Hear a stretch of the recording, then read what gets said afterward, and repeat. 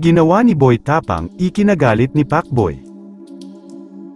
Hindi na nga mapigilang magalit pa ni Pacboy sa totoong ginawa ni Boy Tapang kay Cherry White, tila sa puntong ito'y mayroong binitawang banat si Boy Tapang na damay pati ang pamilya nito. Posibleng maharap sa matinding kaso si Boy Tapang kung hindi niya mapapatunayan ang ibinabato nito sa pamilya ng vlogger na si Cherry White.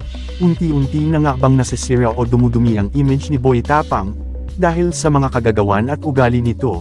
Ang pagpapaawa nga ba niya sa mga madla ay siya ring sisira sa sarili niya, dahil sa away ngayon ni Cherry White at Boy Tapang. Marami na rin ang nakialam para ipagtanggol si Cherry White kay Boy Tapang, dahil tila below the belt na ang naging banat ni Boy Tapang, kaya si Pacboy ay hindi na napigilan na manggialam sa away ng dalawa. Ipinost ni Pacboy ang pag-uusap ni Boy Tapang at Cherry White, dahil pati ang parents nito ay dinamay na ng vlogger. Dami mong ibos, alam mo deserve mo talaga iwan dahil sa ugali mo na yan. Grabe ka, masyado mo nang tinatapakan pagkatao ng kaibigan ko, di bale ng pangit na lang ako, kesa katulad ng ugali mo. Alam naman lahat ng tao na nagkakaproblema sa Sochmad kagabi. Heist, nilabas ko na, nasa sagad na PC ko caption pa ni Pacboy kalakip ng screenshot ng pag-uusap ni Boy Tapang at ex-partner. Mababasa nga sa naging usapan nila na sinita ni Cherry White si Boy Tapang, dahil sa pangdadamay nito sa kanyang magulang, Ronnie ang pamilya ko na nahimik. Kaya kung pwede wag sila madamay, mabait sa'yo magulang ko. Walang ginagawang masama sa'yo pamilya ko. Sabi naman ni Boy Tapang na pagsabihan umano nito ang mga kaibigan niyang puro parinig. At kapag binawian naman daw niya ay mga iyakin, wag mo ako haminin dahil kaya ko epi-drug test magulang mo sa Tulfo. Kung nagsisinungaling ako, sagot pa ni Boy Tapang.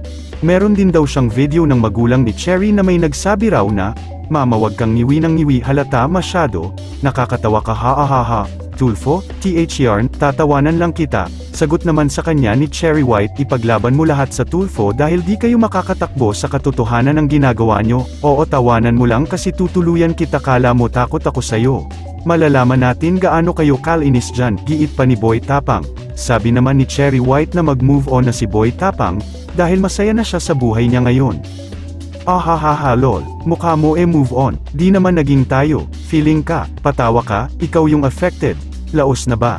Sagot naman sa kanya nito, kaya hindi talaga napigilan ni Pacboy na magsalita patungkol sa ginawang ito ni Boy Tapang.